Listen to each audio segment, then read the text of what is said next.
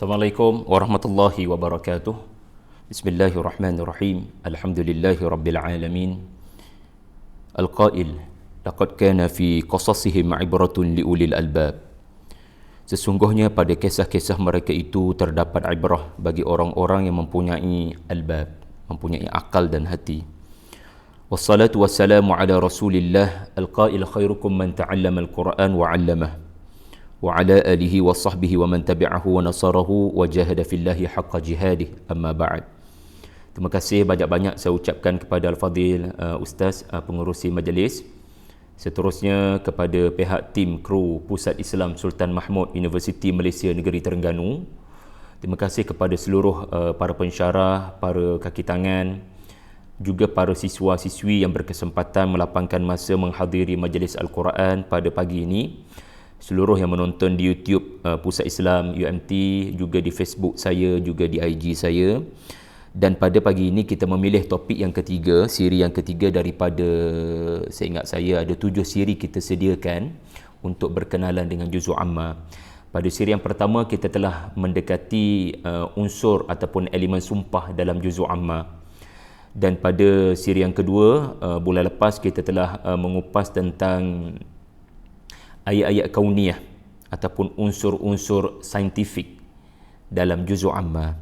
Dan menariknya pada kali ini, siri yang ketiga, kita tampilkan topik kepada saudara-saudari semua mengenai ayat-ayat qasas ataupun kisah umat terdahulu dalam juzuk amma. Terima kasih Al-Fadhil Ustaz pengurusi majlis kita tadi yang telah membuka dengan beberapa informasi penting tentang qasas ataupun kisah umat terdahulu dalam Al-Quran. Sebagai mukaddimah, hendaklah kita faham satu perkara yang disebut sebagai ibrah. Allah Subhanahu wa taala telah berfirman dalam ayat 111 surah yang ke-12 surah Yusuf yang saya bacakan tadi, yang memberi makna kepada nilai kisah di dalam Al-Quran. Kisah di dalam Al-Quran bukanlah hadithan yuftara, kisah yang diada-adakan. Kisah di dalam Al-Quran tiada sedikit pun keraguan kerana memuatkan fakta yang benar dari masa lampau. Kisah di dalam Al-Quran adalah sebaik-baik kisah untuk diperdengarkan kepada manusia, kerana ia datang daripada pencipta manusia, Allah Subhanahu wa taala. Baki lagi Al-Quran yang diturunkan dalam bahasa Arab, yang kita sedia maklum bahasa Arab ini adalah satu bahasa yang sangat cerewet dalam memberi makna kepada sesuatu. Maka demikianlah Al-Quran yang diturunkan dalam bahasa Arab, Allah Azza wa Jalla yang mencipta bangsa Arab, yang menurunkan Al-Quran, sangat teliti dalam pemilihan kata. Bagi kita, terjemahan kepada ibrah adalah pengajaran. Tetapi ada baiknya kita melihat perkataan ibrah ini bagaimana ia datang dalam pertuturan orang-orang Arab. Ibrah ini, ya, kepada semua yang pernah menonton, ya, ataupun mendengar segmen ibrah saya dahulu kala, ya, 2-3 tahun di Radio IKIM dahulu, pasti sudah familiar dengan istilah ibrah, ain ba ra, ya, kerana ibrah ini adalah berasal daripada fi'il abara. Ia bermaksud menyeberang, ia bermaksud melintas. Ia juga bererti memindahkan diri dari satu tempat ke satu tempat dengan adanya sesuatu yang menghubungkan. Ibrah abara artinya memindahkan satu tempat, memindahkan sesuatu dari satu lokasi ke satu lokasi kerana adanya penghubung yang berjaya menyebabkan berlakunya perpindahan dan adanya hubungan yang menghubungkan. Sebab itu dalam bahasa Arab, seseorang melintas jalan, ya, disebut abara. Melintas sungai disebut abara. Abara Muhammad an-nahra, Muhammad menyeberang sungai. Bermakna Muhammad telah memindahkan dirinya daripada desa A ke desa B menerusi sungai sebagai penghubung. Jadi apabila Allah Subhanahu wa taala menyatakan kisah orang-orang terdahulu, Allah taala tidak sekadar menyebut zikra, peringatan. Allah taala tidak sekadar menyebut rahmat, ya, sumber belas kasihan. Allah taala tidak sekadar menyebut hudan, petunjuk. Allah taala tidak sekadar menyebut tafsil, kulli syai', iaitu di sana terkandung segala perkara yang kamu perlukan sebagai khalifah. Kisah Quran bukan sekadar tasdiq, membenarkan apa yang terkandung dalam kitab suci Injil, Zabur, Taurat. Tetapi Allah Ta'ala menyebut pertama sekali adalah ibrah. And then barulah datang tasdiq, tafsil, hudan, rahmatan pada ayat 111 surah Yusuf berkenaan. Bermakna, melihat kisah-kisah Quran menerusi perspektif ibrah atau paradigma ibrah, perspektif ibrah adalah satu bentuk perspektif yang mencabar. Sebab itu tidak semua orang terpilih untuk dapat melihat kisah-kisah Quran dengan kaca mata ibrah, kerana orang ulil albab sahaja akan mampu melakukan. Jadi nak katanya ramai dari kalangan umat Islam yang apabila berinteraksi dengan kisah-kisah di dalam Al-Quran termasuk juzul amma, kebanyakan dari kalangan umat Islam, dan mudah-mudahan kita tidak tergolong dari kalangan umat Islam yang sebegitu sifatnya, yang mengabaikan perspektif ibrah ataupun mengabaikan proses tadabbur untuk mencari ibrah. Ibrah tadi telah kita katakan adalah proses memindahkan sesuatu dari sesuatu kerana adanya penghubung, seperti sungai, seperti jambatan. Ini menandakan Allah Ta'ala bila mengumumkan kisah-kisah Al-Quran itu terkandung padanya ibrah, ataupun kisah-kisah Al-Quran itu berformatkan ibrah. Maka fahamlah kita, kisah Quran ini boleh dipindahkan dari satu zaman ke satu zaman, dari satu lokasi ke satu lokasi. Sebagai contoh, kisah yang bakal kita bawa kepada anda adalah kisah Ashabul Ukhdud yang disebutkan oleh Ustaz pengurusi majlis tadi. Kisah Ashabul Ukhdud adalah kisah yang berlaku di satu lokasi, berlaku pada zaman tertentu, di lokasi tertentu. Tetapi bila Allah Ta'ala menceritakan, kita dapat merasakan bagaimana kisah itu berpindah daripada satu tempat yang barangkali bernama Yaman ke tempat yang bernama Bangi, ke tempat yang bernama Kuala Terengganu contohnya. Kisah itu dipindahkan. Kisah itu dipindahkan bukan sekadar dari sudut lokasi, bukan sekadar dari sudut masa, ya, barangkali berlaku pada 400, 500 Masihi, tetapi 2020 Masihi, kisah itu masih dipindahkan ke telinga kita. Sebenarnya lebih daripada itu, bukan sekadar kisah itu viral ataupun masih segar dijadikan bahan perbualan dan kajian ahli-ahli sejarah dan pembaca Al-Quran. Tetapi kisah ini memindahkan, ya, perasaan. Maksudnya, kita seperti berada di lokasi kejadian. Kita seperti melihat secara langsung kejadian berkenaan. Ini hebatnya kisah-kisah Quran. Kita seolah-olah telah berpindah daripada Malaysia pergi ke Yaman, ya. Saya dah cuba cabut mikrofon Ustaz, cuba bagi komen clear ke tidak, sebab katanya bila saya pakai mikrofon tak clear. Jadi saya dah cabut. Okey, kalau tak okey bagi tahu, saya masukkan balik mikrofon. Jadi ini bukan sekadar soal kisah-kisah Quran ini masih kedengaran walaupun duduknya jauh, kisah berkenaan di Yaman dan berlaku 500 Masihi contohnya, masih lagi dikumandangkan. Tetapi lebih daripada itu, kita sendiri, kerana Allah Ta'ala bentangkan kisah berkenaan, kerana Allah yang membentangkan, nahnu naqussu alaika ahsanal qasas, maka kita seperti melihat depan mata kepala kita kisah berkenaan berlaku. Kita macam berpindah pergi dan merasa sendiri. Ialah, kalau dah tengok depan mata, mesti ada unsur selain daripada lihat dan dengar. As-sam'a wal absara wal afidah.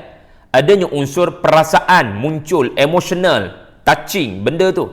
Sebab tu Nabi SAW sampai beruban apabila berpindah daripada zaman baginda pergi ke zaman Nabi Nuh alaihi salam, Nabi Hud alaihi salam, Nabi Saleh alaihi salam, Nabi Lut alaihi salam, Nabi Ibrahim alaihi salam, Nabi Shu'aib alaihi salam, Nabi Musa alaihi salam. Kerana Nabi dibawa ke situ, dan pendekatan Allah Ta'ala adalah alam tara, kau tidak perhatikan? Sedangkan kisah-kisah ini tidak terjadi pada zaman Nabi. Wa ma kunta ladaihim.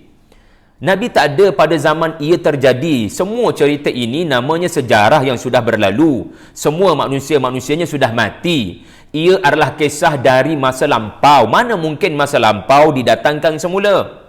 Tetapi hebatnya Quran, bila kisah yang lampau dipaparkan semula di dalam Al-Quran, ia seperti anda melihat. Sebab itu uslub Al-Quran, alam tara kaifa fa'ala rabbuka bi'ad, alam tara kaifa fa'ala rabbuka bi ashabil fil. Kita seperti melihat peristiwa berkenaan berlaku di hadapan mata. Sebab tu Nabi beruban. Kerana dahsyatnya ya kisah itu di hadapan mata hati Nabi sallallahu alaihi wasallam. Jadi tuan-tuan, puan-puan sekalian, ibrah inilah yang menyebabkan orang-orang Arab juga mengeluar, menerbitkan beberapa perkataan lain yang juga datang daripada asal-usul perkataan abara. Ustaz boleh komen sepatah tak? Clear ke tidak? Dengar ke tidak? Ya, komen di ruangan chat kita punya Skype ni. Supaya saya yakin saya nak teruskan ni. Okey, atau saya patut masukkan balik mikrofon tu ke? Ya, minta maaf atas masalah teknikal. Kita perlu faham satu perkara, manusia barangkali mempunyai perbezaan dari sudut tempat dan masa. Kita sedia maklum. Saya duduk di Bangi, Ustaz, ya, Ustazah Khatijah, semua tim Ustazah Faizah duduk di Kuala Terengganu. Dan cerita yang kita bincangkan barangkali cerita ya yang membabitkan Musa dan Firaun. Musa alaihi salam. Kisah berlaku di Mesir dahulu. Di Mesir, saya duduk kat Bangi. Macam mana, Sab? Clear ke? Clear ke? Cuba tak cabut. Cabut dah. Cabut dah. Cabut dah. Dan sekarang saya cuba cucuk balik. Clear ke tidak? Slow sikit. So saya cabut balik. Saya tak hubungkan pada laptop. Kalau saya hubungkan, maknanya ibrah sudah berlaku. Iaitulah hubungan dan kaitan. Gitu. Saya tak cabut ni. Saya cabut dah. Jadi saya teruskan.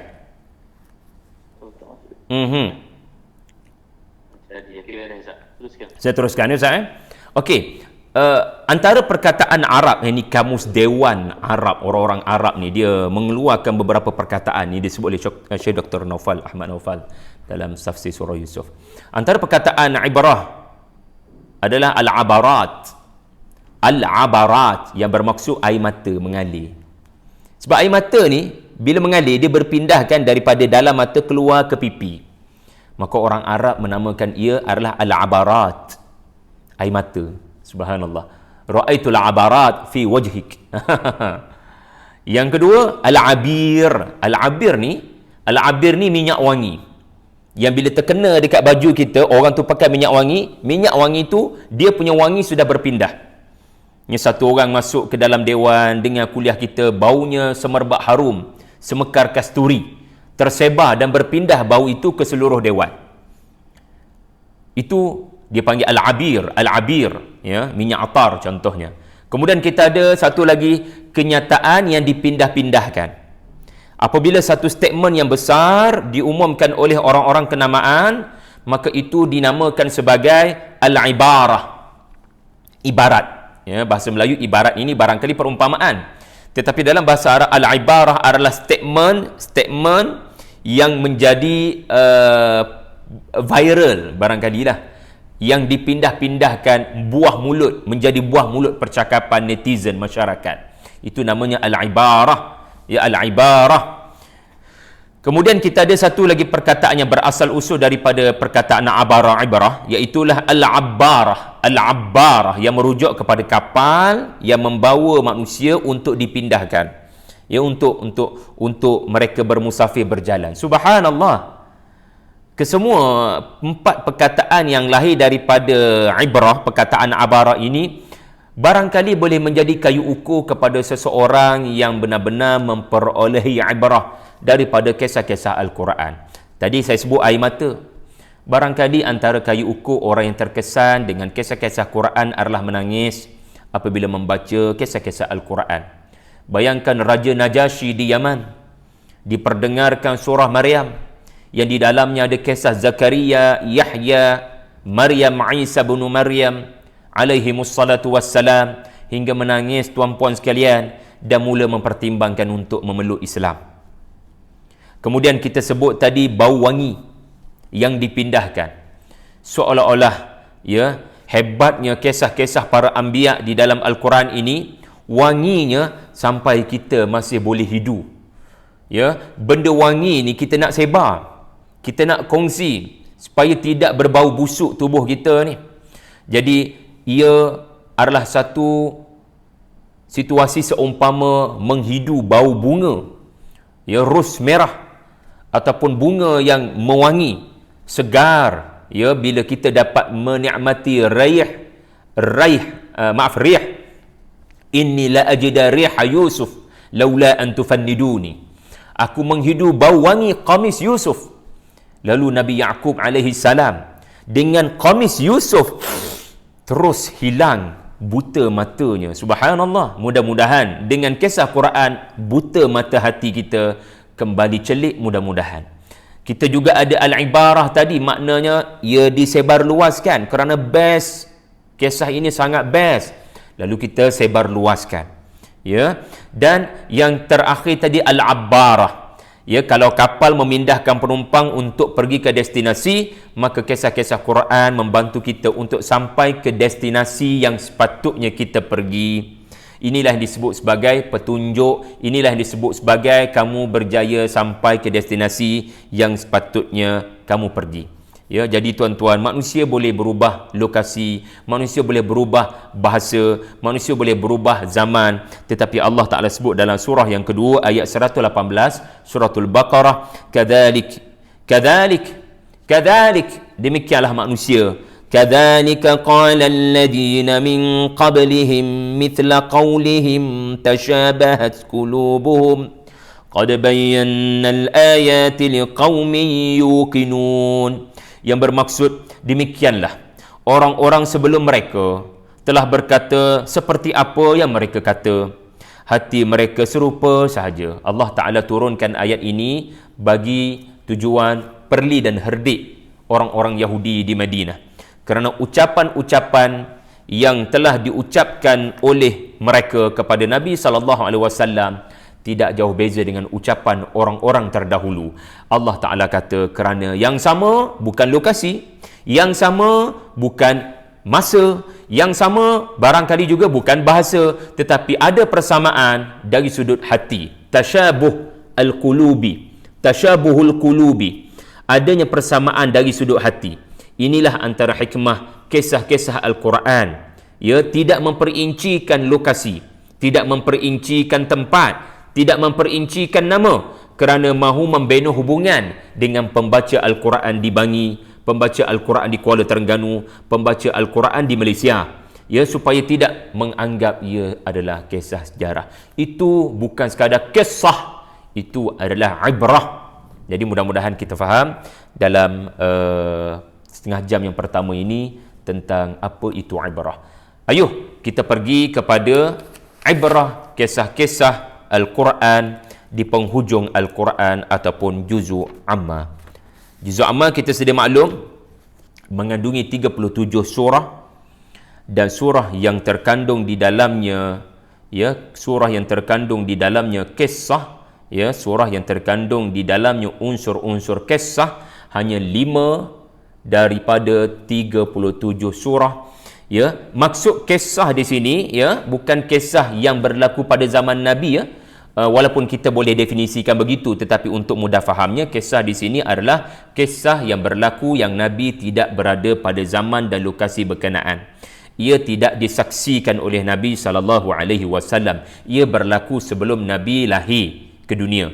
Jadi tuan-tuan puan-puan sekalian, kita akan dapati ada 5 surah daripada 37 surah, which is 13 13% daripada juz'u amma memaparkan unsur kisah.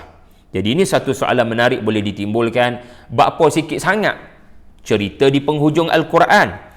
Okey, sebelum saya jawab soalan tu, untuk nota anda juga, secara lebih spesifiknya, ayat-ayat kisah dalam juz'u amma, kita tahu dalam juz'u amma ni kalau kita himpun 37 surah, ada 564 ayat.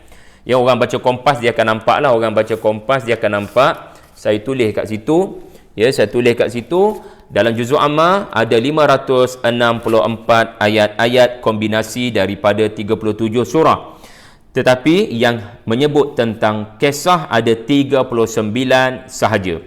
39 per 564 berapa? Tuan-puan yang mahir dengan matematik, ya, 39 per 564 ada berapa peratus daripada juz'u amma ada menyentuh ayat-ayat kisah? Ia tidak sampai 7%, ataupun kita boleh katakan 7% daripada juz'u amma mengandungi ayat-ayat kisah. Maka soalan, kenapa sedikit wahai ustaz? Ya, kerana ini penghujung Quran. Penghujung Quran adalah penghujung yang mahu menegaskan intisari Quran, yang membawa dalam bentuk yang mudah, ringkas, padat. Surah-surahnya ringkas, padat, lumat. Lalu poin penting dijelas dan ditegaskan. Seorang cikgu memaparkan cerita sejarah. Cerita sejarah barangkali sejam dua. Tetapi di akhirnya guru sejarah yang bagus, dia akan mula menyebut di penghujungnya beberapa pengajaran dan kesimpulan. Jadi kalau dah nama penghujung lecture, bukan lagi untuk membawa pelajar-pelajar kepada perincian kisah. Kerana dah lama penghujung lecture. Walillahil mathalil a'la. Al-Quran apabila sampai di juzuk, ya, tabaraka, juzuk yang 29 dan ke atas, kita akan dapati unsur-unsur kisah mula berkurangan berbanding surah-surah yang panjang-panjang di dalam pertengahan Al-Quran, bahkan di permulaan Al-Quran penuh dengan unsur kisah. Kerana apa? Kerana Allah Ta'ala mahu membuktikan bahawasanya manusia yang hidup ketika Quran turun, sama ada beriman atau tidak beriman, dan manusia yang membaca Quran sampai hari kiamat termasuk kita yang hidup pada hari ini termasuk yang tidak beriman, tidak ada beza dengan orang-orang terdahulu. Manusia terdahulu dengan manusia sekarang tidak ada beza, iaitulah mereka diuji Allah untuk beriman ataupun tidak. Jadi Allah Ta'ala tidak sekadar memaparkan dialog-dialog orang-orang terdahulu, tetapi orang yang tadabbur akan mendapati dialog-dialog itu adalah dialog-dialog kehidupan. Dialog-dialog seperti itu barangkali pernah terlintas dalam hati kita. Ya, memang dalam Quran kita dapati Nuh berkata, Hud berkata, Saleh berkata, Al-Malak berkata, Fir'aun berkata.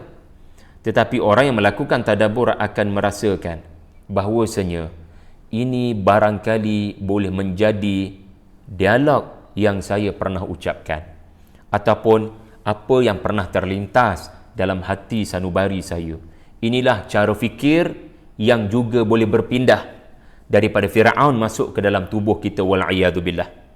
Ataupun ini adalah ungkapan Luqman, tetapi bila saya tadabbur, mudah-mudahan ungkapan Luqman ini berpindah menjadi cara fikir saya bila berinteraksi dengan anak-anak.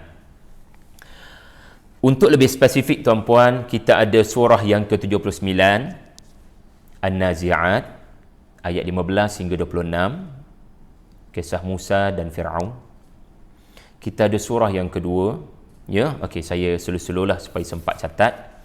Pertama sekali kita ada surah An-Nazi'at, surah yang ke-79, ya, muka surat 584 ayat 15 hingga 26. Kita akan bertemu dengan kisah Musa alaihi salam. Diperintahkan Allah untuk pergi kepada Fir'aun, lalu Musa dipertemukan dengan lokasi di mana baginda menerima taklif untuk pergi kepada Fir'aun, iaitulah satu lembah yang dinamakan Wad Al-Muqaddas, Wadil Muqaddas di Tur Saina, di Tur Saina, satu tempat yang sangat suci, ya, tua, Dan di sinilah beliau diperintahkan. Kemudian Allah Ta'ala memaparkan bila perintah untuk pergi kepada Firaun itu dilakukan dengan penuh amanah oleh Musa alaihissalam. Firaun telah respon dengan respon yang menunjukkan dia sombong dan bongkak. Itulah kisah yang dipaparkan di dalam Juz'u Amma surah An-Nazi'at ayat 15 hingga 26. Kemudian kisah-kisah Al-Quran kita akan temui pula pada surah yang kedua. Kita akan dapati surah yang kedua memaparkan unsur kisah daripada umat terdahulu adalah surah Al-Buruj. Surah Al-Buruj, surah yang ke-85.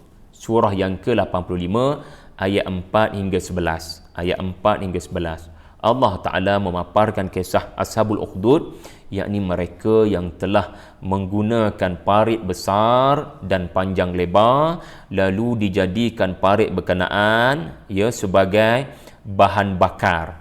Dilontarkan di dalam parit berkenaan kayu-kayu api yang berminyak dengan api yang marak menjulang, lalu dihumbankan orang-orang beriman hanya kerana orang-orang beriman berkenaan menyatakan iman mereka hanya kepada Allah Subhanahu wa Ta'ala. Maka gugurlah para syuhada akibat daripada pembantaian Ashabul Ukhdud, surah Al-Buruj. Okey, itu kisah yang kedua kita akan temui dalam Juz'u Amma menurut turutan mushaf. Kemudian kita akan temui kisah tiga kaum. Kisah tiga kaum dikombinasikan dalam surah yang ke-89, Suratul Fajri, pada ayat 6 hingga 14. Iaitulah kisah kaum 'Ad, kisah kaum Thamud dan kisah Fir'aun. Kisah Fir'aun. Allah Ta'ala memaparkan dalam surah ini, perhatikan kesudahan mereka, yakni kemusnahan kaum 'Ad, kemusnahan kaum Thamud dan kemusnahan kaum Fir'aun. Mengapa mereka dimusnahkan Allah? Ini menjadi fokus surah Al-Fajri. Kemudian kita akan menemui surah yang kelima membicarakan tentang umat terdahulu dan lebih terperinci daripada surah Al-Fajri dengan fokus pada satu kaum, yakni kaum Thamud. Surah Asy-Syamsi, Suratul Syams, surah yang ke-91 pada ayat 11 hingga 15, Allah Ta'ala memaparkan kisah dengan lebih terperinci membabitkan kaum Thamud. Bagaimana kaum Thamud ini telah melakukan perbuatan yang di luar jangkaan Nabi Saleh alaihi salam, Rasulullah yang diutuskan pada waktu itu, di mana mereka telah membunuh unta yang menjadi mukjizat daripada Allah membuktikan kenabian Saleh alaihi salam. Kemudian kita jangan lupa di penghujung Al-Quran kita dipaparkan dengan kisah yang berlaku sebelum kelahiran Nabi sallallahu alaihi wasallam, kisah yang terakhir dari umat terdahulu di dalam Al-Quran rupa-rupanya ada kaitan dengan Nabi sallallahu alaihi wasallam. Penghujung Quran memaparkan kisah yang hampir kepada waktu penghujung para anbiya, iaitulah sallallahu alaihi wasallam. Pasti semua sedia maklum kisah berkenaan adalah alam tara kaifa fa'ala rabbuka bi ashabil fil, iaitulah kisah Abrahah, tentera bergajah, surah 105 ayat 1 hingga 5. Itulah secara fact and figures tentang 39 ayat yang menyentuh tentang kisah-kisah di dalam Al-Quran. Dari sudut ranking, yang paling banyak diceritakan adalah Musa dan Fir'aun, 15 ayat. Jatuh nombor 2 Ashabul Ukhdud, 8 ayat. Kaum Thamud, 6 ayat. Ashabul Fil, 5 ayat. Kaum Ma'ad, 3 ayat. Okeylah, saya nak ambil masa sejam 15 minit. Sejam yang seterusnya 15 minit kita mungkin soal jawab. Untuk 1 jam seterusnya ini, rakan-rakan yang menonton, saya nak berkongsi 5 kaedah berinteraksi dengan nas-nas kisah. Ada 5 kaedah berinteraksi dengan nas-nas kisah, termasuklah kisah-kisah dalam Juz'u Amma. Ustaz, ada soalan ke? Belum, Ustaz. Belum ada soalan. Cuma saya mari nak sama dengan Ustaz. Allahu Akbar. Audio okey? Okey dah. Okey Ada masak tu sikit, ada benda yang kita tak tahu. Jadi Ambo tak guna mikrofonan ni tak? Ya. Tak payah ada. Oh, beres. Tak apa, insya-Allah. Sebab tadi ada switch yang kita tak on. Oh, padan insya-Allah. Okey Ustaz. Kita teruskan 5 kaedah berkenaan, boleh catat rakan-rakan haji mungkin tak dapat nak ikut secara full, kita ada batasan 1 jam, boleh catat dululah. Yang bersatu dia panggil kaedah ibrah. Yang kedua kaedah sirah. Yang ketiga kaedah surah. Yang keempat kaedah lataif, dan yang kelima kaedah uslub. Ya, mungkin minta maaf lah bahasa Arab semua ni. Tetapi nombor 1 saya sebut tadi kaedah ibrah ataupun perspektif ibrah. Macam mana nak berinteraksi dengan kisah-kisah ini menggunakan perspektif ibrah. Yang kedua perspektif sirah Nabi sallallahu alaihi wasallam. Ya, macam mana kisah-kisah Quran kita boleh melihat ia sebagai kisah yang memberi kekuatan kepada penerima Al-Quran, yakni para sahabat dan Nabi sallallahu alaihi wasallam. Yang ketiga adalah perspektif surah. Maksudnya apa? Kisah-kisah ini Allah Taala letak secara berhikmah.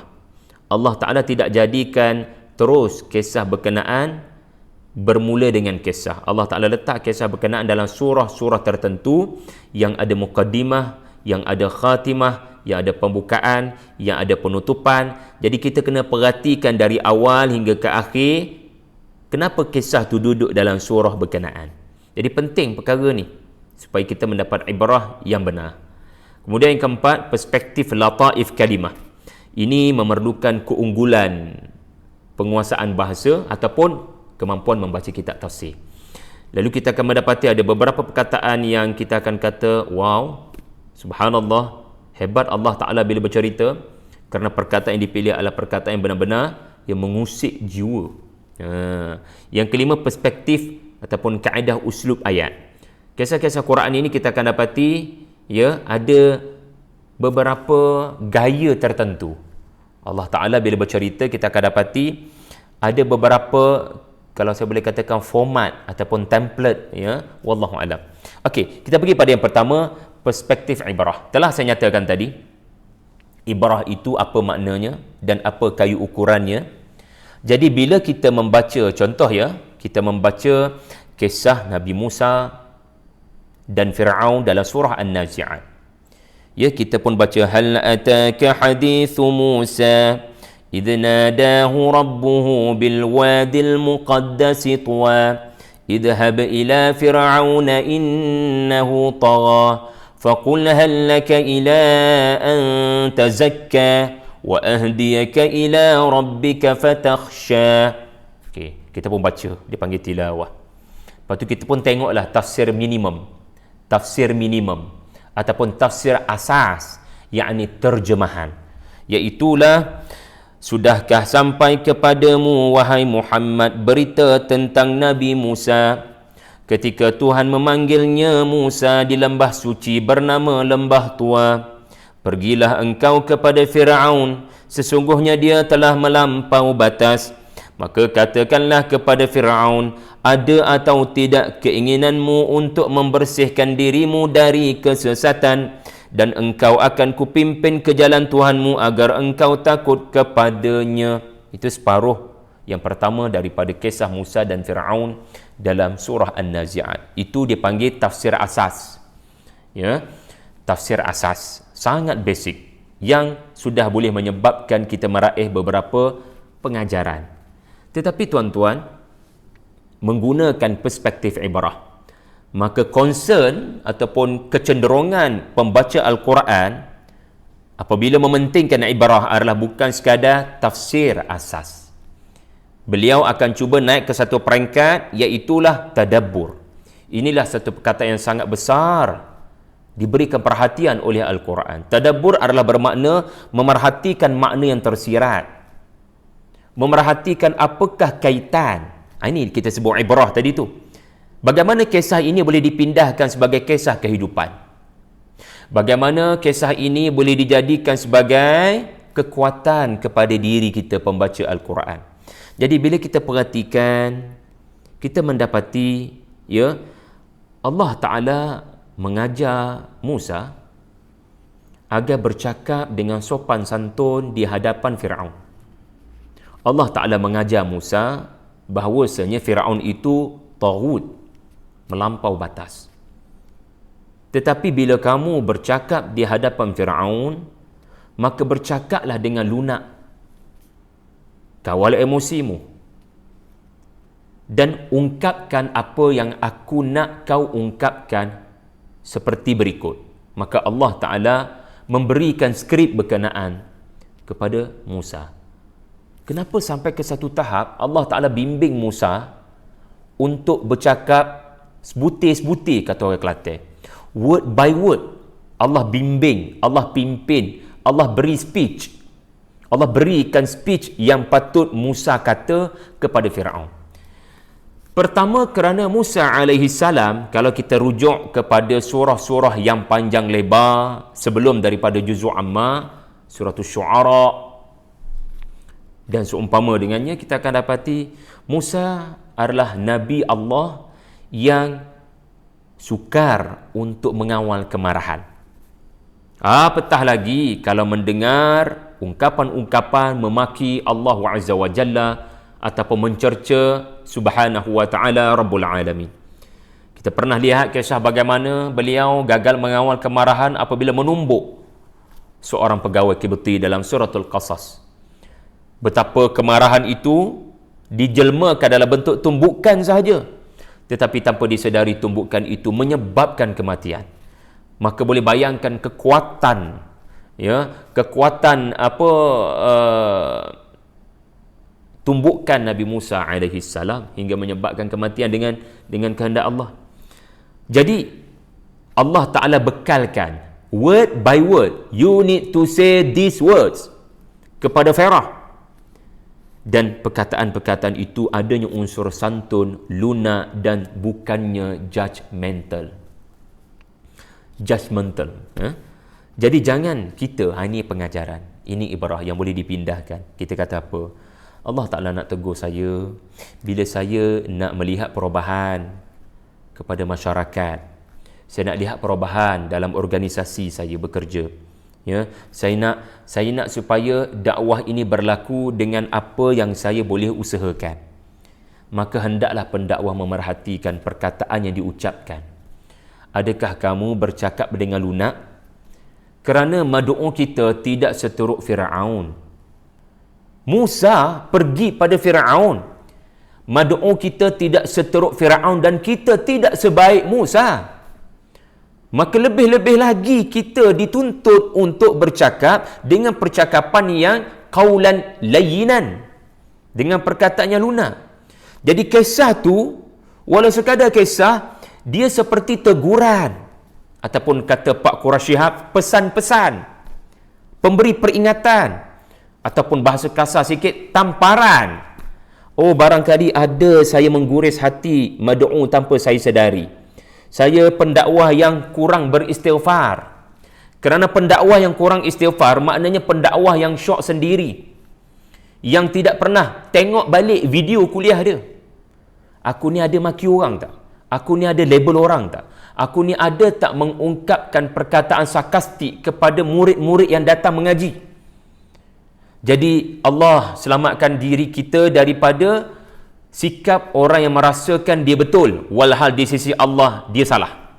Sikap ini salah dan wajar ditegur. Jadi tuan-tuan, itu baru satu pengajaran. Kita tidak perlu tergesa-gesa menamatkan bacaan, melainkan untuk tabarruk, untuk mendapat pahala satu huruf 10 kebaikan, insya-Allah kita dapat dengan khatam surah An-Nazi'at. Tetapi bila masuk dalam hal tadabbur, maka tadabbur ini menuntut kita tidak tergesa-gesa membaca dan tidak terlalu tamakkan ilmu, sedangkan amal kat mana? Mana yang nak diamalkan? Antara yang nak diamalkan adalah dalam dakwah anak-anak muda yang penuh semangat. Perhatikan, banyak kerosakan tak berlaku daripada perkataan kita atau kebaikan. Lebih banyak kerosakan atau lebih banyak kebaikan? Kita rasa kita cakap betul, tapi the way we say it, kebenaran ini bukan sekadar pada perkataan yang kita cakap, tetapi macam mana perkataan itu diungkapkan.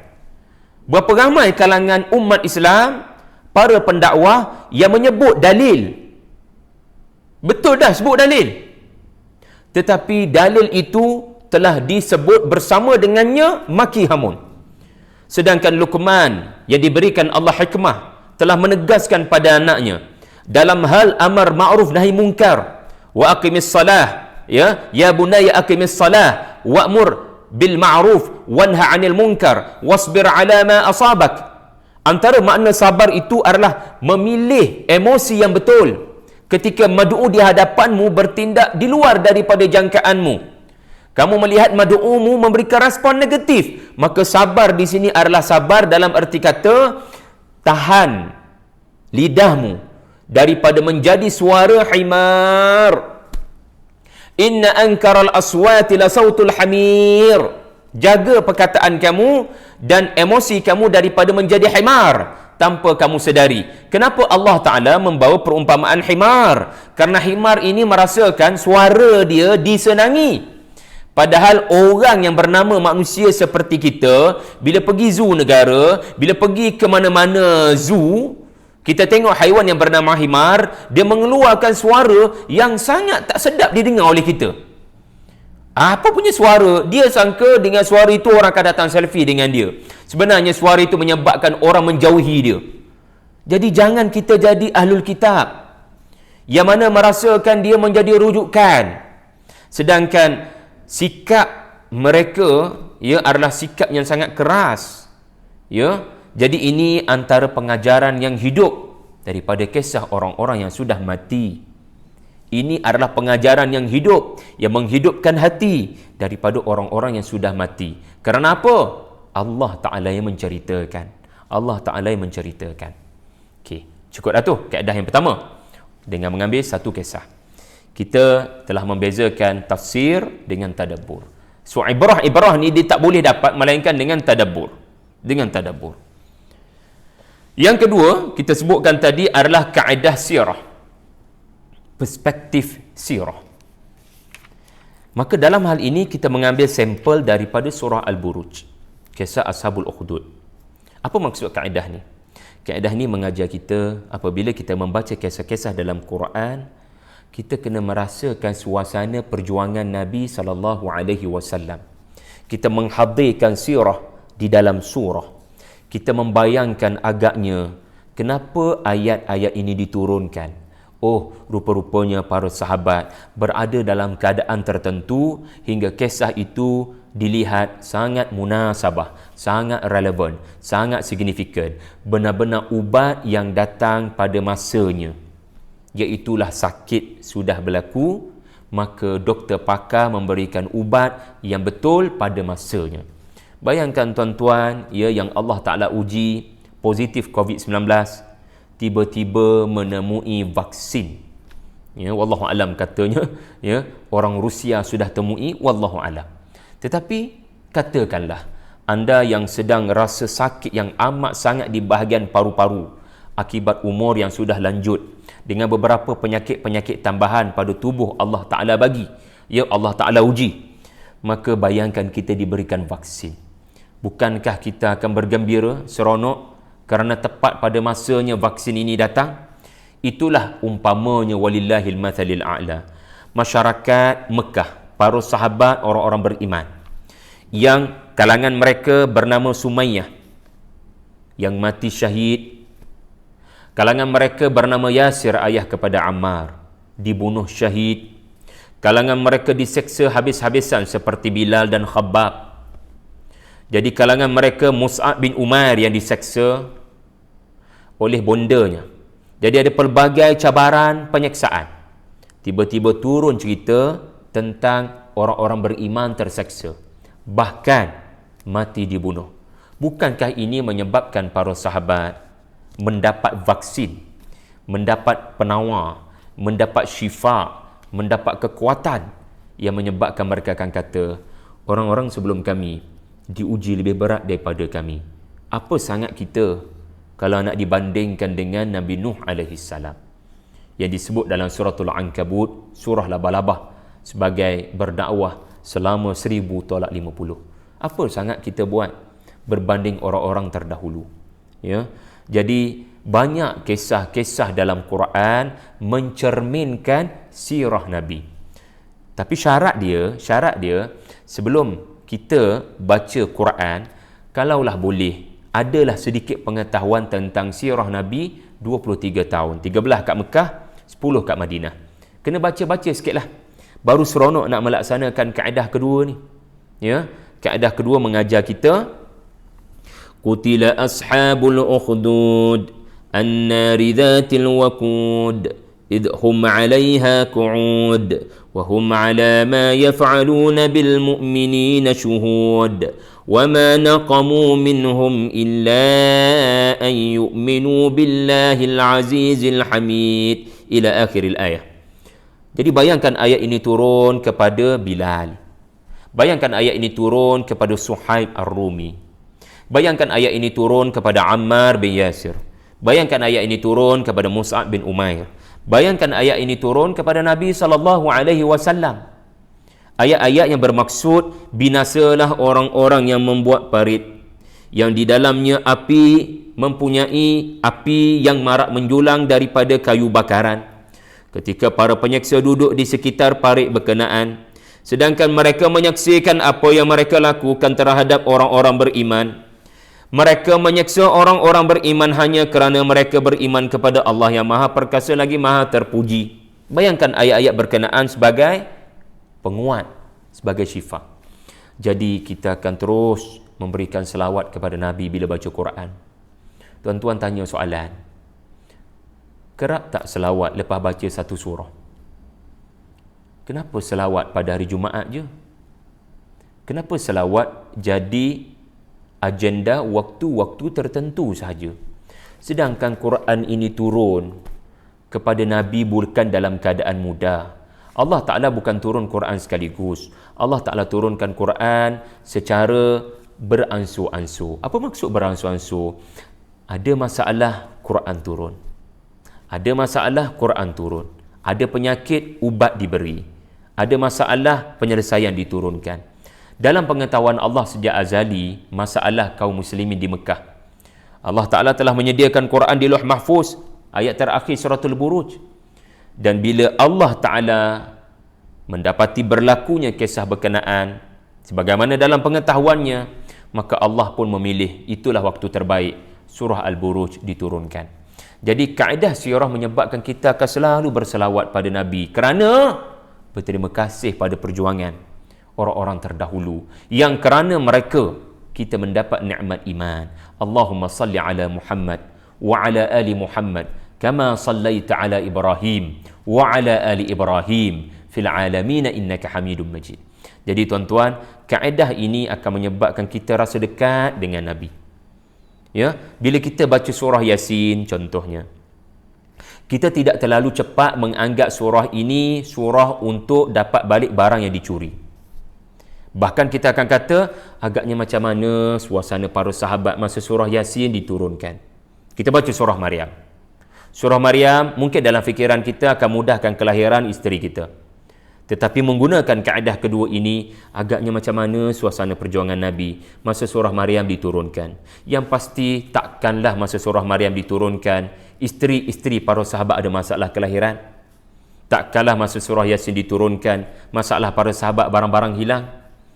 Kerana kita belajar dalam sirah, masalah-masalah itu tak disebutkan.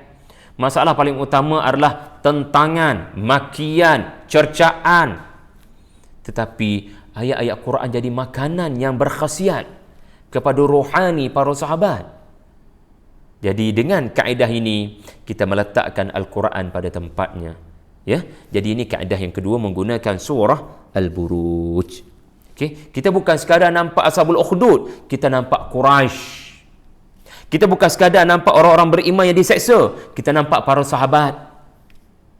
Jadi ada persamaan antara Ashabul Ukhdud dengan pemimpin-pemimpin Quraisy. Ada persamaan antara orang-orang beriman yang diseksa dengan para sahabat ya di Mekah yang diseksa. Jadi ini kaedah yang kedua. Ayuh kita berpindah kepada ya kaedah yang ketiga menggunakan surah yang ketiga. Kaedah ketiga dia panggil kaedah surah ataupun perspektif surah. Dan saya nak terus terang, bab ni dia berat sikit. kena betul-betul sediakan minda anda. Jadi kita tak faham. Jadi kita tak naklah dengar kuliah tapi tak faham. Jadi saya harap sediakan minda anda. Jadi minum air dulu. Minum air dulu. Ada soalan Ustaz?